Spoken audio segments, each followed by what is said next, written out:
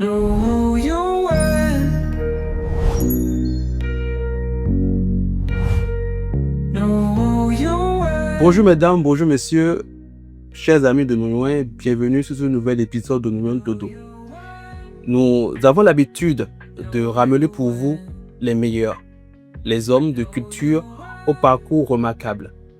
Et cet épisode ne dérogera pas à cette règle. Celui que nous recevons pour vous aujourd'hui est une figure incontournable du monde culturel béninois. Il est auteur, il est chercheur, il est prêtre de Fa. Et pour lui, le créateur est une femme. C'est même le titre de l'un de ses ouvrages les plus marquants. Celui que nous recevons, son nom c'est Daato Indje. Beaucoup le connaissent sous le nom de professeur David Kofi Aza. J'ai l'immense plaisir de le recevoir sur ce plateau pour vous. Bonjour Da. Bonjour, bonjour à tous ceux qui nous regardent. Comment allez-vous? Je vais à merveille. Alors, vous avez écrit un ouvrage qui s'appelle Le créateur est une femme. Est-ce que vous êtes alors de ceux qui pensent que le monde a été créé par un créateur et que nous sommes juste des créatures? Pourquoi est-ce que vous penchez plus sur la théorie de la création et non sur la théorie de l'évolution tout court? Déjà, il faut constater que le néant ne peut rien produire. Du néant, rien ne peut sortir. Il y a toujours une cause première à toute chose. Nous sommes des créatures jusqu'au bout du rouleau d'un créateur inconnu. Et si je dis créateur inconnu, je ne parle pas du créateur de notre système solaire. Je parle du créateur du multivers. Parce que quand vous prenez notre sphère terrestre, nous sommes rattachés au système solaire. Le système solaire est rattaché à notre galaxie. Notre galaxie est rattachée à la Voie lactée. La Voie lactée est rattachée au multivers.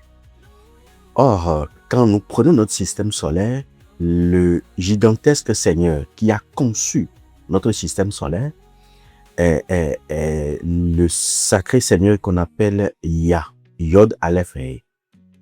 Dans toutes les peuplades, ce Seigneur porte le même nom.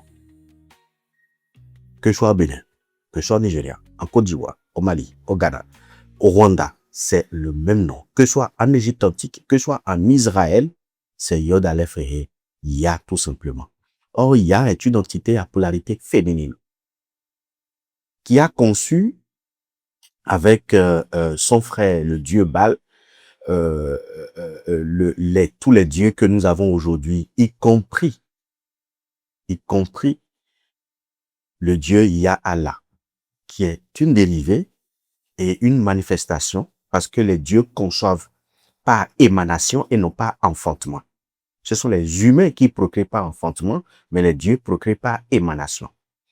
Alors, c'est le plus grand Seigneur. Quand on dit Seigneur, il faut qu'on se voit que c'est des êtres vivants, ce n'est pas des intelligences. C'est l'intelligence suprême qui a créé le multivers, mais les diverses galaxies que nous avons, les divers systèmes solaires que nous avons, parce qu'il y en a des myriades, rien qu'au niveau de la Voie lactée, nous ne sommes pas les seuls, hein. Il y a des centaines de milliards de systèmes solaires rien qu'au niveau de la Voie lactée.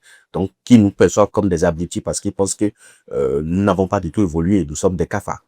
Donc, Dieu Baal, qui est un dieu au départ sumérien, qui est un être vivant, venu d'une autre galaxie, autant que nous sommes, je rappelle, nous sommes tous des extraterrestres. Il n'y a aucun terrestre, il n'y a aucun homme qui soit de la Terre. En dehors des plantes et des animaux, nous sommes tous des extraterrestres. Donc ce dieu sumérien qui est Baal, qui est venu et qui a modifié génétiquement, nous sommes des fruits d'une modification génétique au laboratoire. Et qui nous a modifié génétiquement parce qu'il veut juste des gens qui vont l'accompagner et qui vont peupler la Terre. Là, il nous a modifié génétiquement, et à part de cette modification génétique, nous, on le considère comme l'être suprême, on le considère comme Mao, on le considère comme Dieu. Mais il n'est pas un Dieu, c'est un être vivant, comme vous et nous, mais qui a une capacité plus évoluée. Et ce dieu Baal est venu avec sa sœur, qui est également Ya dont je parle, est également un être vivant. Et chacun d'eux a conçu des gens. Ce que Baal a conçu porte le nom, soit le préfixe ou le suffixe El. Quand vous entendez Archange Michael, par exemple, c'est un être vivant. Quand vous entendez, par exemple, Raphaël, par exemple, c'est un être vivant. C'est les gens que Baal a conçus. Donc, tout ce que lui a conçu porte le nom El, et tout ce que Ya a conçu porte le préfixe ou le suffixe Ya. Quand je dis, par exemple, Yamamia, c'est un être vivant, c'est pas un ange. On le considère aujourd'hui comme un ange. Quand je dis, par exemple, Alléluia, Alléluia, c'est un ange. Alléluia veut dire simplement, rendons grâce à Ya. C'est ce que cela signifie. Donc, ce sont des êtres vivants, mais qui aujourd'hui ont été canonisés et sont devenus des anges. Donc, voilà à peu près. Et quand, par exemple, c'est la même Seigneur qui porte ces différents noms. Quand on parle de Iowa, c'est la même personne, c'est la même individu, c'est le même individu, c'est la même femme. Quand on parle de Yahvé, c'est toujours la même femme qui porte ces différents noms. Et quand on parle de Yah Allah, c'est toujours le même individu, donc la même femme qui porte ces noms. Et c'est suite à mes diverses recherches, que ce soit au Moyen-Orient, que ce soit à l'Extrême-Orient, que ce soit en Occident, que j'ai déduit dans cet ouvrage-là que le Créateur est une femme. C'est Et nous intéressant. sommes des créatures. C'est intéressant. En même temps, ce n'est pas ce que nous avons l'habitude d'entendre. Ouais. Et dans ce cas, quelle place est-ce que la femme occupe, en fin de compte, dans la cosmogonie de chez nous? Généralement, c'est vrai, c'est ce que nous n'avons pas l'habitude d'entendre ça. Parce que que vous suivez qu'au cours primaire, on nous disait à l'époque que le soleil se levait à l'est Oui. et se couche à l'est. Le soleil se lève à l'est et se couche à l'ouest. Oui. C'est ce que on peut comprendre. Et ça, c'est ce qu'on peut dire aux enfants. Donc, tout ce qu'on a aujourd'hui comme information liée à la cosmogonie, c'est ce qu'on peut comprendre. C'est ce qui peut être digeste. Mais quand on évolue, quand on va au cours secondaire et à l'université, on dit non, le soleil ne se lève pas, mais c'est la Terre qui tourne autour du soleil, par contre. Oui. Parce qu'on sait qu'on est à un niveau où on peut comprendre le phénomène de la rotation de la Terre.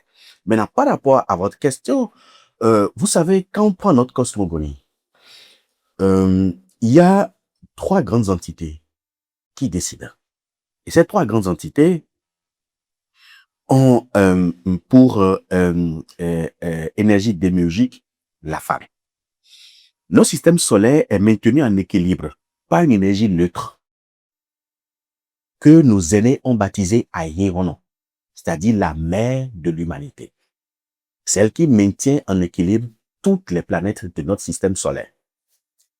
Puis après, il y a l'astre solaire que nos entités ont appelé Ahéhénon, c'est-à-dire la reine du jour. C'est elle qui a donné naissance à Sebolissa. Okay. Et quand elle rentre dans la déluge de Sebolissa, on l'appelle Maounon, Nanambluku. Nanambluku, c'est le nom que porte Maounon, c'est-à-dire la mère de Dieu. Ouais, c'est elle qui a enfanté Dieu, que nous appelons aujourd'hui Sebolissa, qu'on considère comme une représentation idiomatique de l'être suprême. Et après, nous avons maintenant l'astre lunaire. L'astre lunaire, c'est cet astre-là que nos aînés appellent Zanhosu, c'est-à-dire la reine de la nuit. Ce sont ces 3 grandes entités qui gouvernent notre système solaire. Je rappelle que la mère de l'humanité, elle est neutre, donc elle est stérile. C'est pour ça que tout est resté figé dans l'espace, au niveau du système solaire. Le soleil lui-même est une énergie active, c'est la monade, c'est le gemme actif de la création. Et la lune est le gemme passif de la création. Et c'est à partir de ces 2-là que la création a commencé en démarrant par la terre. Et donc, quand on descend le niveau de la terre, nos aînés ont compris que la terre n'est pas uninominale. Nous avons diverses formes de terre. Et chaque forme de terre a un nom. C'est la terre que nous appelons Sakwata. Sakwata, c'est un nom générique. Mais dans Sakwata, nous avons Ahozoldia. Nous avons Kuchosu. Nous avons Bosuzoron. Nous avons Avimandia. Nous avons Pesiyota. Ainsi de suite. Il y en a 16. Et chacun de ces 16-là a encore des ramifications. Donc, quand on prend Sakwata, l'énergie qui a enfanté par émanation toutes les diverses formes de Sakwata, on l'appelle Nyonko Anami. Nyonko veut dire Nyahovi. Ok.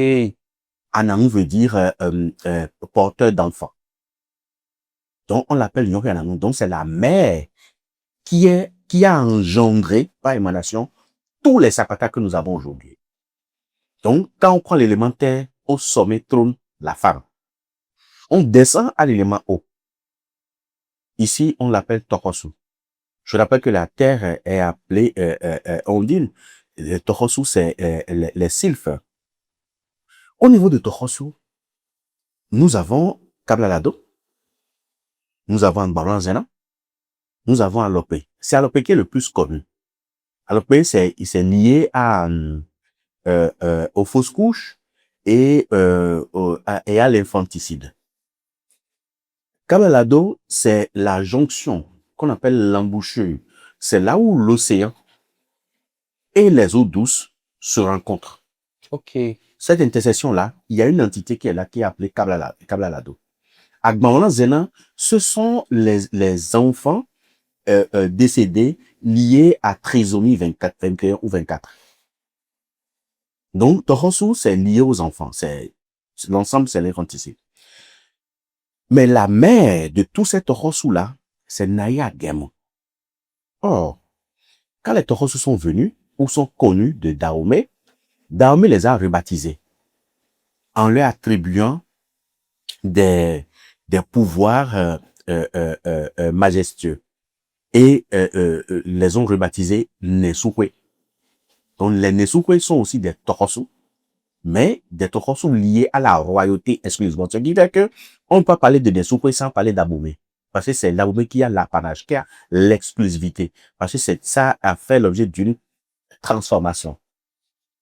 Quand on descend au niveau de l'air, les dents, nous avons Aido Wado, nous avons Soumedan, Foumedan, Hueda Dangbe. Toute cette variété de dents ont pour énergie démiurgique la mère qu'on appelle Haïti Wado, qui est la mère de tous les dents. Donc, au niveau des dents, c'est une femme qui dirige. Quand on descend au niveau de Redioso, nous avons Sobo, nous avons Badé, nous avons Adin, Avlikete et Djakatakata. Toutes ces variétés de Redioso ont été engendrées par émanation, par naïté. Donc, au sommet de Redioso trône également la femme. Et là, je parle des 4 éléments. Oui. La terre, l'air, l'eau et le feu. Et ces 4 éléments-là qui ont permis au macrocosme d'engendrer le microcosme que nous sommes, sont dirigés par une femme ou des femmes à chaque niveau. Parce que l'homme est un prolongement du macrocosme. À travers la terre, qui est notre chair, à travers l'eau qui fait 70% de la masse corporelle de l'homme, à travers l'air que nous inspirons, que nous respirons de la naissance jusqu'à la mort, et à travers le feu qui est la température qui est en nous. Mais en dehors de ça, il y a d'autres divinités qui y en nous. Parce que Dieu s'est démultiplié en 10 dimensions, et toutes les 10 dimensions sont dans l'homme. Ce qui fait que l'homme est au-dessus des vaudous. Parce qu'aucun vaudou ne peut recevoir 2 materia prima. Alors que l'homme en compte 10. Chaque vaudou a une seule materia prima. Okay. Mais l'homme en a 10. Ce qui fait que l'homme est 10 fois plus puissant qu'un vaudou. L'homme a 10 materia prima. Ouais. Quelles sont ces materia prima là? Nous avons notre chair. Ok. Nous avons l'eau. Nous avons l'air. Nous avons le feu, qui constitue Sakpata, Tohosu, Ben, Redoso. Nous avons Gu, qui est représenté par les eaux. Gu, c'est l'entité de la résistance, le fer, qui représente pas les eaux dans le corps de l'homme. Puis après, maintenant, nous avons la triade supérieure, qui est Sebulisa Boko Leba Nona. Dans l'homme? Dans l'homme. Symbolisa trône au niveau de notre crâne. Ce qui fait que quand l'homme naît, il reste connecté à Symbolisa. Nos cheveux sont des antennes reliées directement à Symbolisa. C'est pour ça qu'à la naissance, on demande à ce que les premiers cheveux de l'enfant soient rasés pour couper le pont entre l'enfant et l'énergie démiurgique qui est Symbolisa. Et après, nous avons maintenant l'énergie de fécondité qui est en chacun de nous. C'est ça qui permet, qui se retrouve ou qui se loge au niveau de nos, excusez-moi d'être vulgaire, de nos deux testicules, qui nous permet de féconder une femme. Ça, c'est l'énergie de fécondité. Et après, nous avons l'énergie de virilité, qui est le sexe de l'homme. Au niveau de la femme, l'énergie de virilité est confondue avec l'énergie de fécondité. L'énergie de fécondité au niveau de la femme se trouve au niveau de son vagin. Okay. C'est la puissance centrifuge et la puissance centripète qui se trouve à l'intérieur de son utérus. Mais quand vous regardez au niveau de son clitoris, le clitoris est une miniaturisation de la verge, donc du pénis de l'homme. Il y a pour des femmes où c'est très prononcé et à vue d'œil, on sent qu'effectivement, il y a quelque chose là. Effectivement. Et après la triade supérieure, nous emmènons la triade inférieure. Donc, goût en fait partie, les os. Puis nous avons l'énergie duelle. Nos deux cerveaux. Et l'énergie duelle, c'est ça que nous appelons Roho. Et après, nous avons l'esprit. Et l'esprit que nous avons qui est en nous, elle représente le torpio. Le torpio, c'est l'ancêtre éponyme. Parce que autant que nous sommes le produit d'un produit à l'infini. Alors, à la naissance, pour comprendre la présence de l'esprit en nous, l'homme reçoit, dès le 16e jour de la fécondation, l'esprit. Parce que l'implosion nucléaire finit à partir du 16e jour pour permettre à ce que l'esprit entre dans le corps. Pour être plus simple, c'est-à-dire que dès que l'utérus est fécondé, donc le spermatozoïde arrive à féconder l'ovule, Oui. Dès le lendemain, Oui. Ça forme une masse de chair. Le 3e jour, ça se divise en 4. Puis après en 8. Puis après en 16. Puis après en 256. Et ça s'explose maintenant en 14 milliards de cellules. Et ce sont ces 14 milliards de cellules qui commencent par exercer des pressions les unes sur les autres de façon identique pour commencer par former les organes. Le premier organe à être formé à partir de ce 16e jour-là, qui représente la présence de l'esprit de l'homme, c'est le cœur. Effectivement. Qui commence par battre. Et après, il y a une membrane qui enveloppe tout ça, qui devient plus tard le placenta, et qui lance des tentacules, donc des nerfs, pour se coller à la paroi utérine de la femme, et pour commencer par siphonner le plasma, pour donner le liquide amniotique dans lequel l'enfant va commencer par évoluer. Puis après, il y a une hyperthermie qui enveloppe le bas-ventre de la femme, ce qui fait qu'une femme enceinte, son bas-ventre est légèrement plus chaud que son corps. Cette hyperthermie, c'est la naissance de l'élément feu. Je rappelle que la naissance de l'élément air intervient le jour où le cœur commence par battre. Ok. Et après, maintenant, il y a le liquide amniotique qui est siphonné pour envelopper tout, qui est la naissance de l'élément eau, qui est Torosu. Et c'est à partir de ce moment-là que les autres parties du corps, la chair, commencent par être formées. Et là, c'est la naissance de l'élément terre. Et c'est à ce moment-là que l'esprit intervient. Mais l'âme ne rentre jamais dans le corps de la femme. Aucun corps ne peut abriter deux âmes. C'est pas possible. Mais tout corps peut abriter plusieurs esprits, même à l'infini. Ce qui fait que l'homme est un esprit fractal. On peut le démultiplier à l'infini.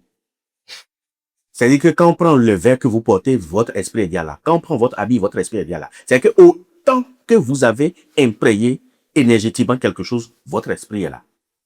Donc, l'esprit reste et évolue. C'est cet esprit-là, si la gestation n'évolue pas et est interrompue volontairement ou involontairement, on commence à parler de Torosu. Torosu, c'est l'esprit de cet enfant-là qui n'a pas pu évoluer. Mais ce n'est pas l'âme. Les Torosu n'ont pas d'âme. Wow. Maintenant, cet esprit-là reste jusqu'à la sortie. Et dès que l'enfant sort du corps de la femme, et que le cordon ombilical est coupé, l'esprit se raccorde directement à la personnalité et le tire dans le corps. Et c'est une souffrance. Ce qui fait que l'enfant crie. Parce que l'âme est ainsi emprisonnée dans le corps physique par l'esprit. C'est l'esprit qui emprisonne l'âme dans le corps physique. Et l'enfant crie pour manifester qu'il vit. Mais au fait, c'est un cri de désarroi, puisqu'on le met en prison pour peut-être des dizaines d'années. Et quand l'homme décède maintenant, la première des choses qui se sépare, c'est la première des choses qui a été formée. L'élément R, le cœur. C'est vrai. Quand on perd le souffle, le cœur s'arrête et est désintégré de façon énergétique. C'est-à-dire que l'énergie qui permet au cœur de mouvoir est désintégrée, se dissipe automatiquement. Et ça, c'est à partir du 3e jour. Donc, on peut déclarer l'arrêt clinique aujourd'hui, mais l'homme commence pas à mourir à partir du 3e jour. C'est le 3e jour que le cœur se désintègre. Et le 7e jour, la nuit du 7e jour au 8e jour, l'esprit se détache du corps. L'esprit est rattaché au corps par le cordon d'argent. L'esprit se détache du corps. Et le 41e jour, l'âme personnalité se détache du corps. Cet esprit-là est rattaché à l'ancêtre éponyme, c'est-à-dire que celui qui est à la base du corps dont vous appartenez. Donc c'est pour ça que dans la décade divine, l'esprit est complètement à la fin. Parce que c'est lui qui oriente l'enfant dans son égrégore. C'est lui qui oriente l'enfant pour que l'âme personnalité intègre le corps physique. C'est fascinant. Professeur, moi, j'ai quelques doutes parce que je me demande d'où est-ce que vous avez sorti tout ça? Est-ce que c'était une transmission orale de vos grands-pères ou bien de ceux qui vous ont précédés? D'où est-ce que vous avez sorti tout ça? Parce que nous sommes nombreux à nous intéresser à la tradition, mais jamais nous n'entendons ce genre de choses. Je vais vous expliquer. Je suis issu d'une famille vaudouisante, de père et de mère, suis de plusieurs générations. Deuxième chose, mon père est un intellectuel chevronné. Et il a fait beaucoup de recherches dans plusieurs traditions qui sont considérées comme des traditions primordiales. Et a laissé beaucoup d'écrits sur ces recherches-là. Moi, j'ai grandi avec des vieilles femmes qui n'ont jamais été à l'école, mais qui maîtrisent la cosmogonie au bout des doigts. Et j'ai passé toute mon enfance à recevoir des instructions, des enseignements de ces différentes femmes. Donc, ce sont les vieilles femmes qui m'ont formé. Ils allaient à la vieille école. Maintenant, il y a aussi la prédisposition. C'est incroyable. C'est incroyable. En vrai, les gens nos abonnés sur Numéro 1 apprécient beaucoup le travail que nous faisons parce qu'ils disent que nous avons pour mission de vulgariser les connaissances de chez nous.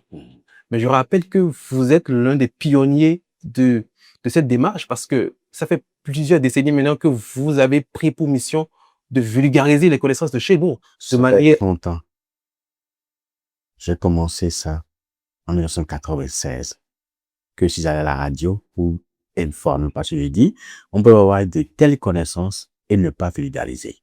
En le vulgarisant, on va attirer d'autres personnes qui vont également forger leurs recherches et vont perfectionner ces recherches-là. Ils vont évoluer davantage. Donc, c'est depuis 1996 que j'ai commencé par faire la vulgarisation au niveau des radios de la place, à part commencer par la radio nationale.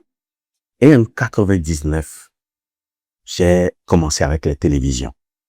Toujours par la télévision nationale. Et je me rappelle que c'était le 31 décembre 1999 avec Clémentine Lokono. J'ai fait des émissions sur le jubilé de l'an 2000.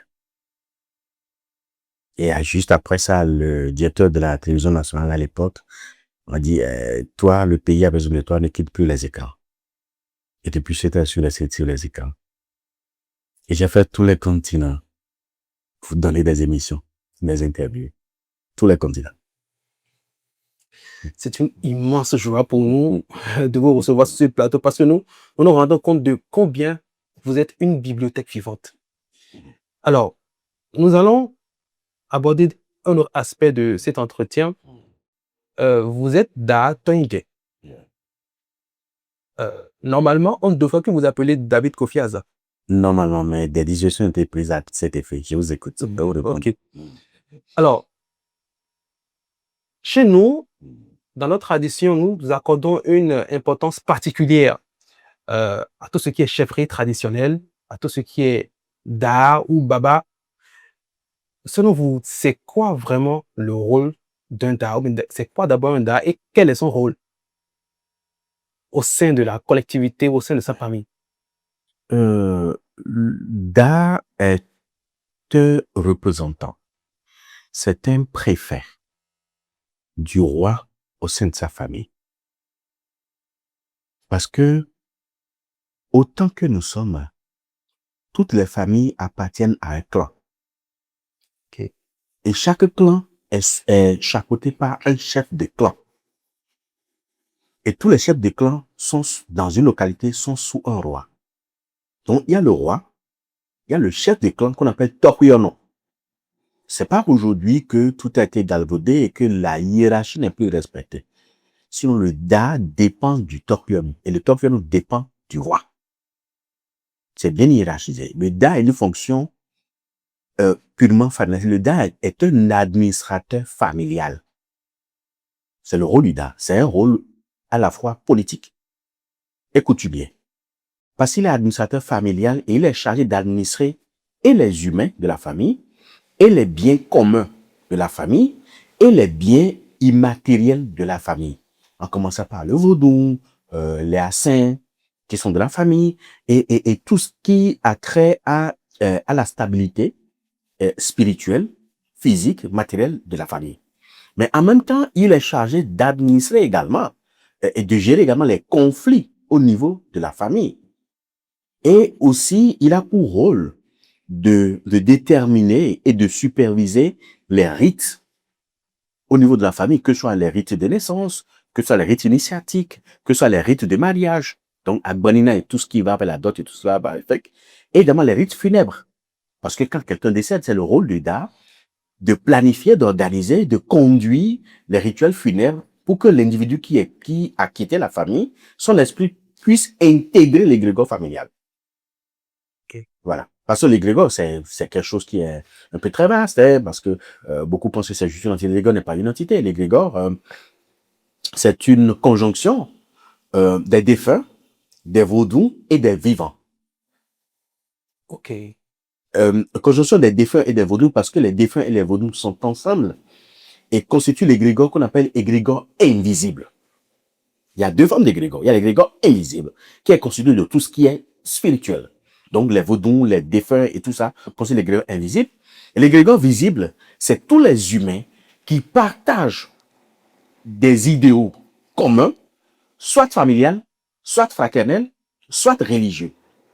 Donc, quand on prend l'égrégore visible d'une famille, ce sont les enfants de la famille, puis les enfants par alliance de la famille. Donc, les beaux-fils et les belles-filles, qui sont des femmes qui sont venues prendre des maris dans la famille, et les hommes qui sont venus prendre des femmes dans la famille, tout cela constitue l'ensemble de tout cela constitue l'égrégore visible. Ok. Et l'ensemble des défunts et les vaudous constituent l'égrégore invisible. Et c'est l'ensemble de ces deux égrégores qui constituent ce qu'on appelle égrégore maintenant. Dans toutes les religions, c'est comme ça. Quand vous prenez l'Église catholique, par exemple, tous les saints, les papes, les prêtres qui sont décédés, les sœurs qui sont décédées, les fidèles de l'Église qui sont décédés, constituent l'égrégore invisible. Plus leur Dieu. Tous les fidèles. Le Dieu. Plus leur Dieu. Parce que le Dieu n'est pas le Dieu de l'univers. Ça n'a rien à voir. Ça, c'est pour le bibliothèque. Tous les fidèles vivants qui partagent le même credo que l'Église, et qui ont pour ligne de conduite la ligne doctrinale, donc la théologie de l'Église, constitue l'égrégore visible. Et les deux constituent l'égrégore de l'Église. Donc, nous ne pouvons pas vous faire évoluer une famille sans l'égrégore invisible. C'est l'invisible qui commande le visible. Vous avez parlé tout à l'heure de de la théologie. Oui. Et selon mes recherches, vous avez étudié la théologie chrétienne. C'est vrai? J'ai étudié la théologie chrétienne, j'ai étudié la théologie juive, je suis un rabbi, un docteur en théologie juive, et j'ai étudié la théologie islamique. Pourquoi, après avoir suivi tout ça, vous avez quand même décidé de revenir à la tradition? Je suis toujours resté dans la tradition. Et mes recherches, ce n'est pas pour chercher mieux ailleurs. Je ne recherche pas mieux ailleurs, mais je recherche la vérité. Ok. Ce qui a fait que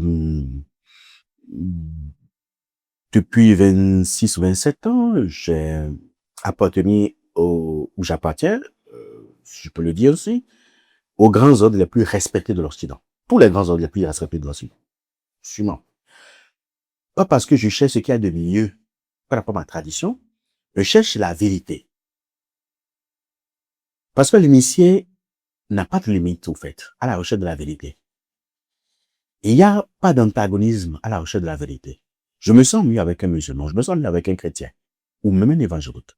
Je me sens mieux avec un bouddhiste. Et je suis très bien dans les synagogues. Parce qu'il y a une vérité dedans. Au cœur de toute religion, je dis bien au cœur de toute religion, a été un noyau de vérité. C'est ce noyau de vérité-là que je recherche dans toutes les religions. Le reste, pour assouvir leur instinct et faire asseoir leur hégémonie, les hommes ont tissé des choses pour tout ça. Il y en a partout. Même dans le vaudou, il y en a. La vérité du vaudou, c'est un petit truc. Mais on a tissé tout un mystère autour pour mystifier tout le monde. Parce que les gens ne s'y connaissent pas. Le jour où on dira aux gens que, au fait, ils sont supérieurs au vaudou, les choses, la mentalité vont changer. Mais ça fait, c'est une vérité qu'on ne peut pas leur dire et qu'on ne peut pas leur expliquer. Donc, on ne leur explique pas pour les assujettir davantage. Les vaudous sont des instruments dans la main de l'homme. Il n'est pas supérieur à l'homme. Écoutez, quand vous prenez un gardien, vous le mettez où dans votre maison? Devant le portail, Dans la tradition, quel vaudou joue le rôle de devant le portail? Legba. Exactement. Ne me dis pas que quelqu'un que je suis allé chercher, que je nourris et que je mets au portail qui suivait ma maison est supérieur à moi. Mais si le vaudou n'est pas supérieur à l'homme, pourquoi certaines personnes disent que le vaudou nuit à l'homme qui est censé être supérieur à lui? Vous savez, la méconnaissance de soi, l'ignorance, est le seul vrai péché qui existe. Le vaudou peut nuire par plusieurs manières. Les vaudous intriqués peuvent lire. C'est quoi un vaudou intriqué, par exemple? Tout vaudou est érigé sur deux systèmes. Il y a deux systèmes qui nous permettent d'ériger le vaudou. Ok. Il y a le système d'intrication et le système d'extrication. Le système d'intrication, c'est que c'est une intrication quantique qu'on réalise. C'est-à-dire que je vais vous donner un vaudou. Mais je veux faire de vous un fidèle. En vous donnant le vaudou, je veux non seulement contrôler le vaudou que je vous donne, mais contrôler vous aussi à travers ce vaudou. Donc, j'érige le vaudou dans le système d'intrication. C'est-à-dire qu'à partir de mon vaudou à moi, je prends une partie de mon vaudou à moi, j'appelle ton vaudou, je fusionne la partie de mon vaudou à ton vaudou. Mais étant donné que la partie de mon vaudou existait avant l'autre, le nouveau qui est venu lui doit soumission. Ok. Donc, mon vaudou soumet ton vaudou. Et maintenant, je mets ça dans la jarre. J'ajoute les feuilles liturgiques parce que le vaudou n'est rien d'autre que les feuilles. C'est la salade des feuilles. Donc, j'ajoute les feuilles liturgiques de ce vaudou. Ok. Puis maintenant, j'ajoute les feuilles d'orientation qu'on peut appeler dans le système technique logiciel. C'est-à-dire que chaque vaudou a une propriété.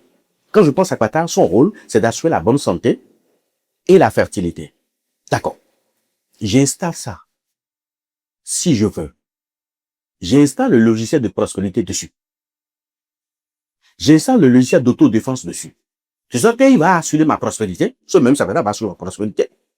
Il va assurer lui-même son autodéfense, je peux installer le logiciel d'intervention à distance.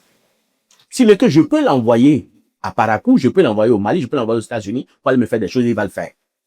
Parce que préalablement, j'ai installé ce logiciel là-dessus lors de la conception. Mais comme le vaudou, le système est un système intriqué, j'ajoute, il y a une feuille qu'on appelle mémoire. J'ajoute la feuille. Vraiment, oui. Mémoire. OK. C'est-à-dire, mémoire veut dire invoque-le pour que je le trouve. OK. Donc, dès qu'on commence par l'invoquer, on va le trouver.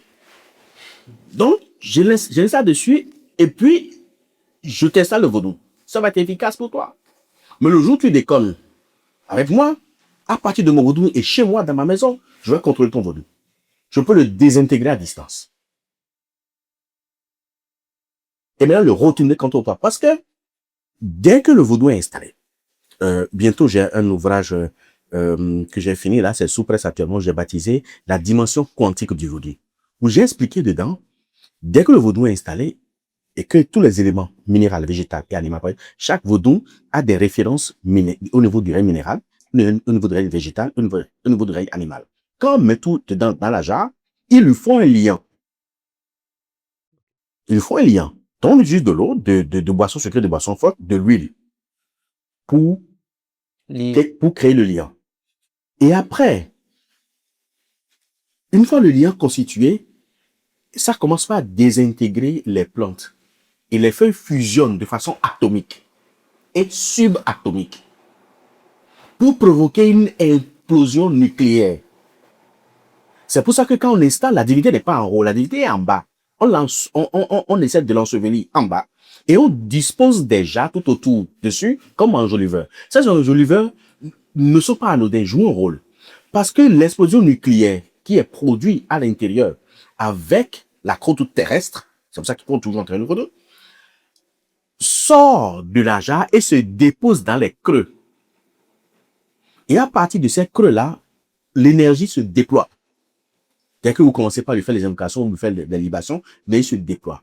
Alors, quand on veut le désintégrer, au lieu de laisser le vaudou dans la constante de la fusion nucléaire, on provoque la fission nucléaire. OK. Et cette fission nucléaire provoque la négation du vaudou. Et à part de la fission nucléaire, on peut diriger le vaudou pour nuire à un homme ou nuire à quelqu'un. Et tout antagoniste du vaudou peut provoquer une fission nucléaire. C'est que je vais chez le là-bas. Je lui donne du éthanol.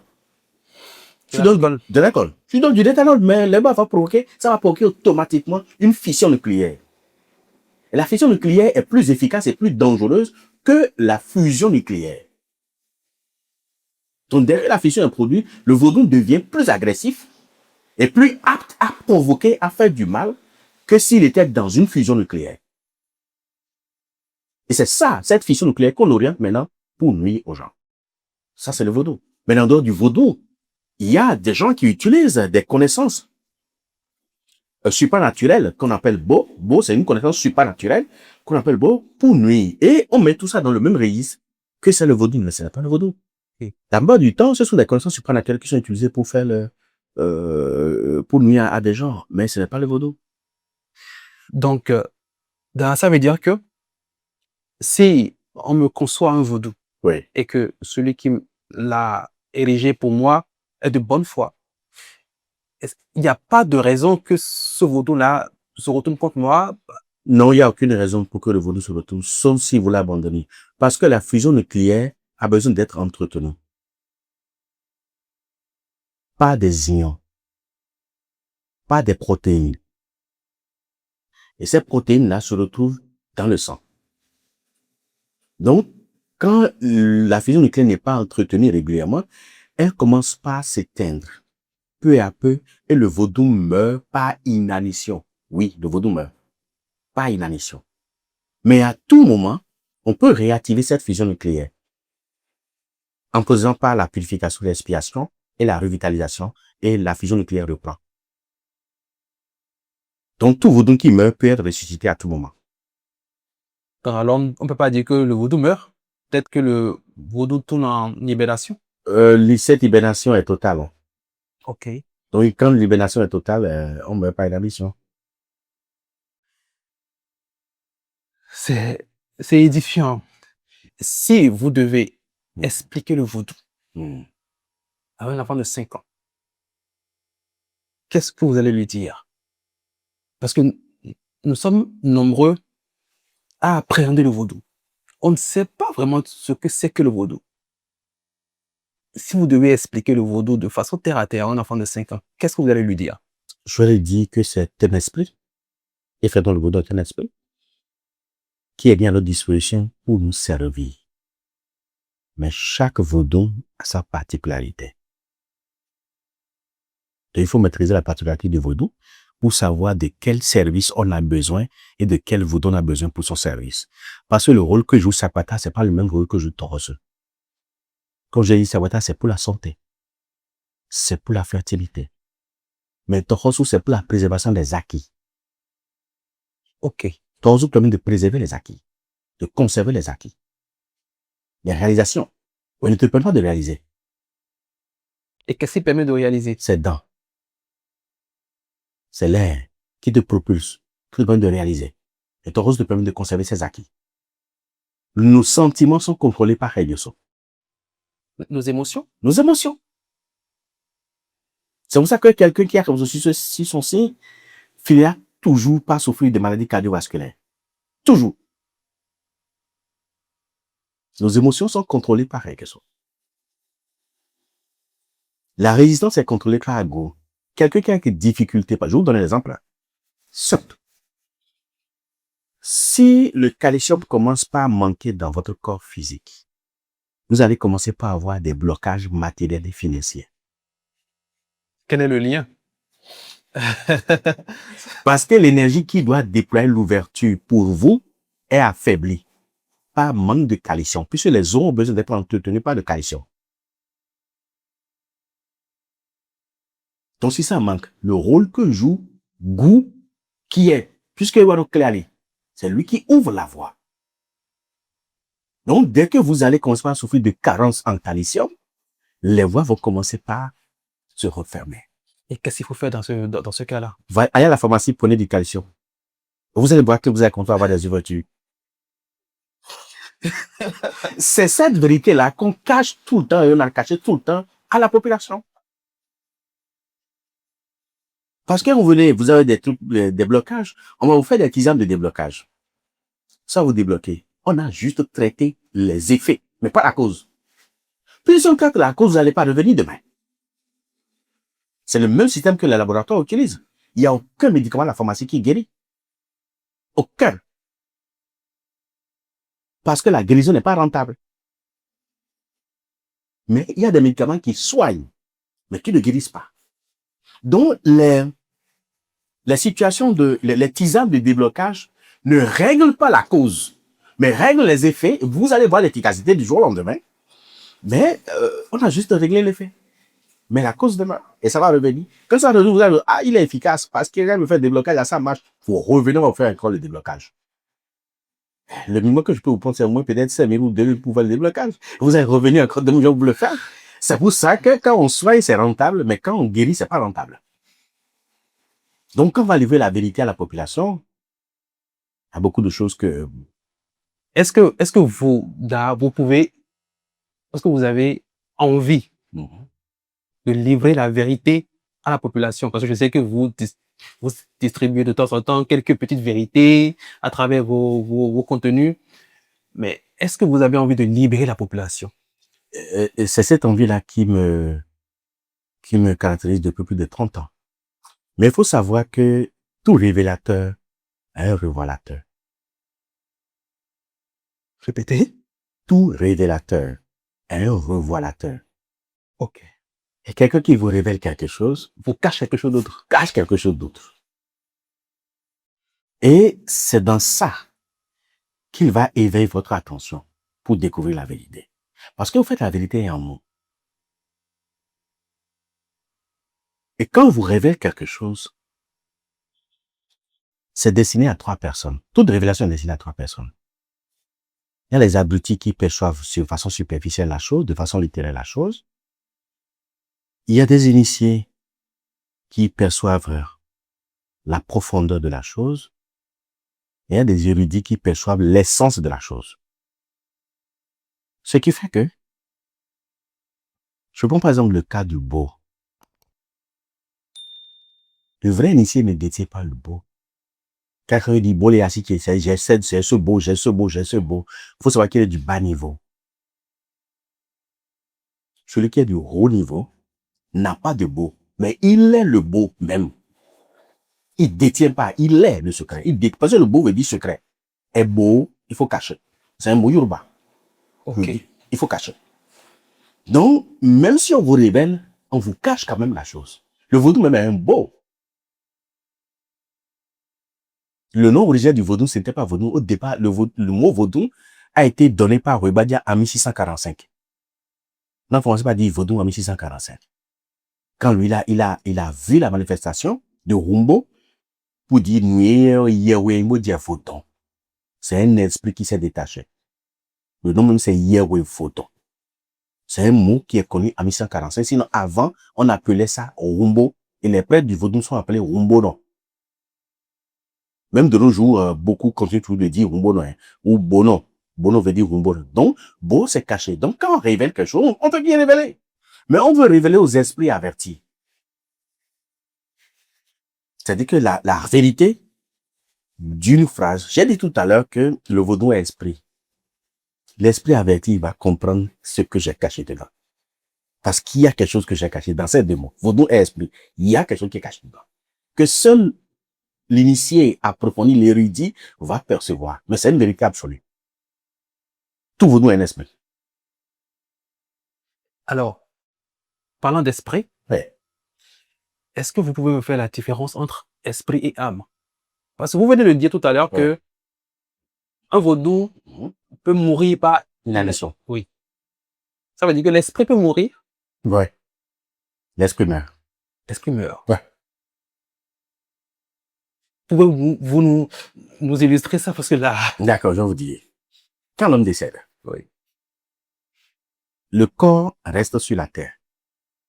Ça peut être incinéré, ça peut être enterré, peu importe. Ça peut être momifié. L'esprit quitte la terre et va rejoindre la demeure. La demeure de l'esprit, c'est la lune. Je vais revenir plus tard sur les détails. L'âme, personnalité, quitte l'esprit, quitte le corps et va rejoindre le soleil. La région démiurgique de l'âme, c'est le soleil. Et c'est de là que l'âme va quitter pour revenir, pour reprendre un autre corps avec un nouvel esprit.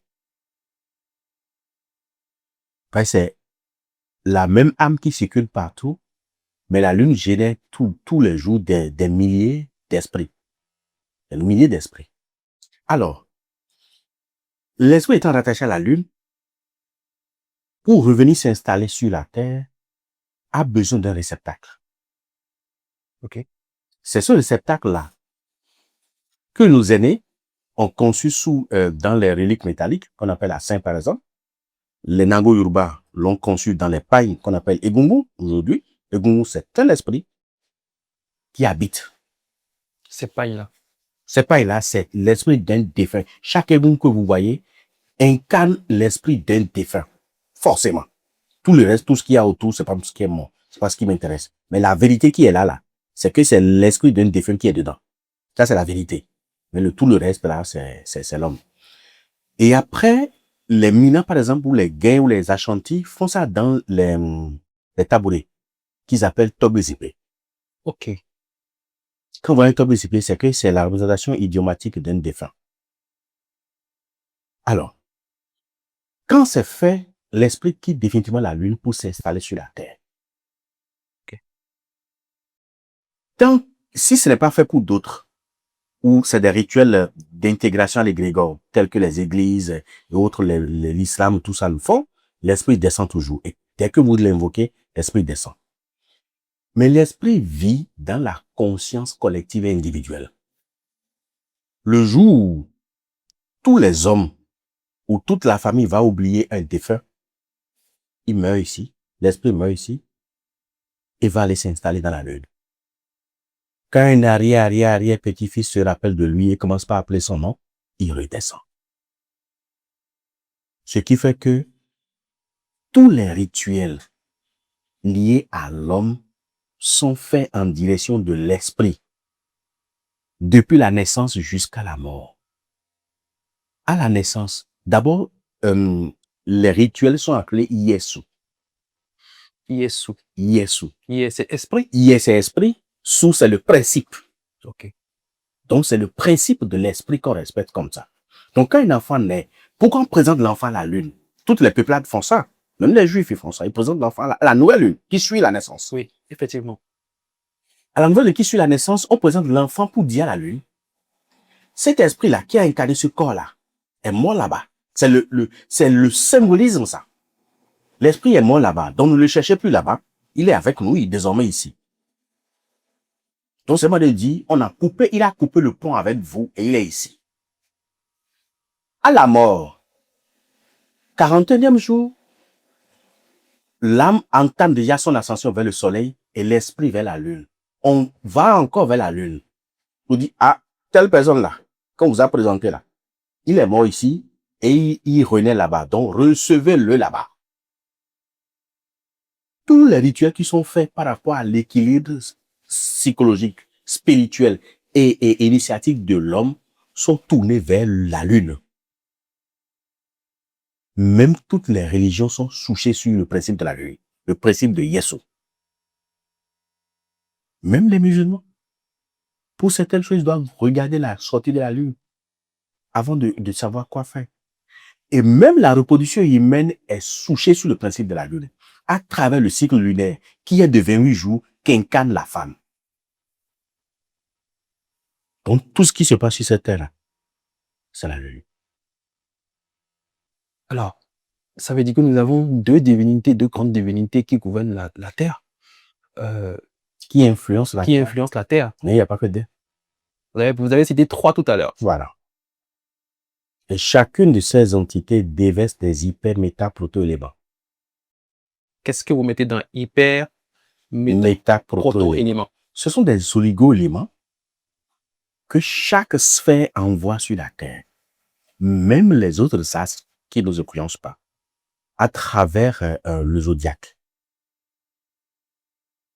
Toutes les autres planètes déversent ces hyper-méta-proto-éléments sur la planète Terre. Mais chaque hyper-méta-proto-élément révèle ou comporte des caractéristiques différentes de l'autre. Ce que la Lune déverse sur la Terre est différent de ce que le Soleil déverse sur la Terre, est différent de ce que Vénus déverse sur la Terre, est différent également de ce que Uranus, Neptune, Pluton, tout ça déverse sur la Terre. Mais tout ça là ont des connexions directement rattachées à la Terre. La Terre attire ces énergies-là. Et chaque jour, et compte tenu de la position de la Lune, ces énergies-là changent. La seule période où il n'y a rien qui couvre environ 23 heures quart, c'est le jour de la nouvelle lune. Le point noir du calendrier là. Oui. Toutes les influences planétaires sont neutres. Ce jour-là précisément, toutes les planètes qui nous influencent déversent des énergies neutres. C'est ça qu'on appelle Awaya. Et c'est le lendemain que Major commence, et Mekou suit, et Vodun suit. Est-ce que vous pouvez nous faire un lien, enfin nous expliquer brièvement Oui. le calendrier, Major, Mekou, Awaya? Est-ce que vous pouvez mieux nous expliquer chaque concept de chaque jour? Parce que je crois qu'il y en a 9. Il y en a 9, soit 3. Oui. Que représente Major? Que représente Mekou, Vodou, Fa? Qu'est-ce que nous sommes censés faire de ces jours-là? Déjà, il faut comprendre le principe de ces jours définissent le principe d'évolution et d'incarnation de l'homme. Je vais être plus clair. Ça évolue en 3-3. D'abord, la lunaison, c'est 28 jours, 3 semaines, Oui. de 9 jours et un neutre. Ça fait 28. Ça fait 28, qui correspond au cycle de la femme. Les 3 premiers jours, on appelle ça Bolou. Les 9 premiers jours, la première semaine est appelée Bolou, la deuxième semaine est appelée Boyen, Boyen. la troisième semaine est appelée Bodje. Ok. Alors, ces 3 semaines-là désigne le nom idiomatique du Fa. Bolu veut dire Obaolu, Ce qui veut dire, ce qui veut dire le roi des rois. ok, Boye veut dire Oba Aye, le roi de la vie. Boche veut dire Oba Ache, le roi du pouvoir. Donc le Fa, c'est le roi des rois, le roi de la vie et le roi du pouvoir. Alors, quand on descend au niveau de chaque jour, les 9 jours évoluent en 3-3. Les 3 premiers jours, nous avons Major Mekou Vodou. Ça veut dire Major, beaucoup Owen Vodou. Soit si vous comprenez, j'ai compris. Celui qui naît, qui meurt, qui meurt, devient vaudou. devient Vodou. C'est les 3 premiers jours, ça. Vous avez Major Mekou Vodou. Après, vous avez Azon, Vo, ouais. Azon, c'est la putréfaction. C'est que quand on décède, Kopuri. Et la putréfaction implique la dissécation. C'est-à-dire que on essaie de disséquer tout ce qui est bien, tout ce qui est mal. Et après avoir disséqué tout ce qui est bien, tout ce qui est mal que vous avez posé sur la terre, et en dos volé, c'est-à-dire que on sacrifie, on pèse pour voir est-ce que le bien est plus que le mal ou le mal est plus que le bien. Et c'est en train de ça que n'a Darwenoué. Donc, nous avons Azon ou Vo ou Ouais. Et Darwenoué, on revient maintenant aux 3 derniers jours. Bo, Ré, Fa. Bo, c'est Bo, c'est dit, on va te cacher maintenant. Donc, on va cacher ton âme. Et on va te chuter. Ré, c'est la chute. Nous le meilleur bourrin, et jaillit. Donc, on te chute de là-haut, on te fait descendre sur la terre. À bourrin, et à bourrin, il y a mon Fa. Fa, c'est Salem, qui veut dire la paix. On va te plonger dans le liquide amniotique. Donc, tu relais. C'est le processus de la réincarnation après. C'est le processus de la réincarnation. Donc, et mon frère mena les jobs, mais un job maintenant que, et qu'on a zovodon, à son awa, et un dobani, et un savo, et un beau. Mon andourin, bon, mon frère, et mon frère mena les jobs. Tout est cyclique dans la vie. Il n'y a pas de spontanéité. Tout est cyclique et tout est programmé au jour le jour. Donc, voilà le principe des jours du Fa. Maintenant, on fait ça 3 fois. Et quand on fait ça 3 fois, on se repose. C'est ce que les hindous appellent Mahamavantara, le repos céleste. On se repose pendant 1 jour. On dit 1 jour parce que ça fait 23 heures et quart. On se repose pendant 1 jour et maintenant les jobs, maintenant les coups, et qu'on a Zubodo, ainsi de suite. Donc voilà comment ça se passe le calendrier lunaire. Mais je rappelle que c'est le calendrier, c'est un calendrier qui est né à Faisan. Vous connaissez Faisan? Non? Le calendrier même porte le nom Faisan ici. Oui. Mais le Faisan est né à Faisan. Faisan, c'est une ville qui est à 200 km au nord de Tripoli. C'est là le calendrier est né. Est-ce que vous pouvez nous détailler un peu chaque jour et ce que ça représente? Parce que nous avons l'habitude de consulter le Faisan avant de prendre des décisions. On nous dit, il faut voir si c'est major avant de prendre une décision importante. Si c'est Mekou, c'est pas un bon jour. Quelles sont ces influences? Quelles sont les vraies influences du Faisan sur l'individu et sur ses décisions? D'accord. Déjà, il faut commencer par le jour neutre. Le jour neutre, qui est le programme de calendrier, c'est Awaya. Ce jour-là, toutes les étoiles planétaires sont neutres et c'est l'homme qui décide. Donc, tout ce que vous voulez, vous faites, ça marche. C'est votre volonté qui prime en ce moment-là. Le jour neutre. Le jour neutre. Okay. Le lendemain, c'est Major. Major, c'est bon pour le commencement. Mais il faut reconnaître que la lunaison a 2 phases. Il y a la phase de la lune en progression. C'est là où il faut entreprendre. La phase de la lune en progression, c'est-à-dire qu'il suffit d'observer la lune, et vous tracez un trait de bout à l'autre. Si ça vous donne P, ça veut dire c'est en progression. Si ça donne D, ça veut dire que c'est en lune décroissante. Donc c'est pas bon de commencer quelque chose pendant ce temps, pendant cette période-là. C'est 14-14. Et le milieu, c'est la pleine lune. Le major là, c'est le jour où on peut tout commencer pour que ça porte. C'est ce que ça veut dire. Le Mekou, c'est le jour que fait les rituels liés aux défunts. Mais autre chose, ça va sombrer parce que Mekou est lié à la noirceur, à la nuit.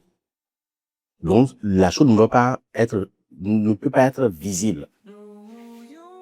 Après, Vodou est destiné pour tous les rituels liés aux esprits, aux entités, aux anges, aux archanges et tout ce qu'on veut. Donc, toutes les activités spirituelles, c'est bon pour Vodou. Azon, c'est bon pour renvoyer la maladie, par exemple. Parce que périodiquement, il faut renvoyer la maladie, parce que la maladie est d'abord énergétique et ça a une vibration. Peut-être après on peut revenir là-dessus, la vibration de la maladie. Voilà. Ça a une vibration et qui est calculée en hertz et en unité bovis. Et après ça, nous avons Vor. Vor, c'est un jour idéal pour faire des sacrifices. Les dons, par exemple, des offrandes, par exemple, des saras, comme on le dit, hein, des aumônes. C'est le jour où ça porte le plus. Voilà. Et après, nous avons Ouais. Ouais, c'est un jour, si vous entreprenez quelque chose, la chose va vous amener des conflits après.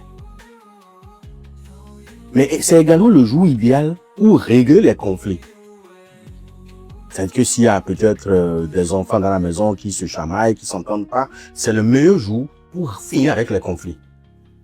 Mais tout ce qui est entrepris à partir de ce jour-là va amener après des conflits. Maintenant, nous avons Beau. Beau, c'est le jour idéal. Je dis ça comme sur un mardi et samedi, pour mettre en œuvre tout ce qui est énergie déployée, énergie dirigeable. Donc, c'est ce jour-là qui est propice pour mettre ça. Maintenant, si vous commencez quelque chose, vous entreprenez quelque chose ce jour-là précisément, c'est que vous allez faire face à des persécutions occultes. Le jour de Beau. Ce jour de Beau. Voilà. Vous allez faire face à des persécutions occultes, mais c'est le meilleur jour également pour vous si vous voulez faire des beaux, que vous le fassiez et que ça apporte très bien. Rien, c'est tout ce qui est échec. Et là, à ce moment-là, si vous commencez quelque chose à faire de ce jour-là, quoi que ce soit votre bonne volonté, la chose peut échouer. Je dis peut échouer. Comme ça peut marcher, mais au cas où ça va marcher très bien, il y aura forcément des insuffisances autour. Maintenant, le Fa, c'est le jour idéal pour faire les rituels du Fa. L'initiation, les bains rituels et divers rituels liés au Fa, par exemple, c'est le meilleur jour pour le faire. Alors, ok, c'est compris. Je voudrais bien qu'on revienne sur la maladie. Vous avez dit qu'on peut mesurer. Parlez-nous un peu plus de ça. Et est-ce que on peut en finir avec une maladie?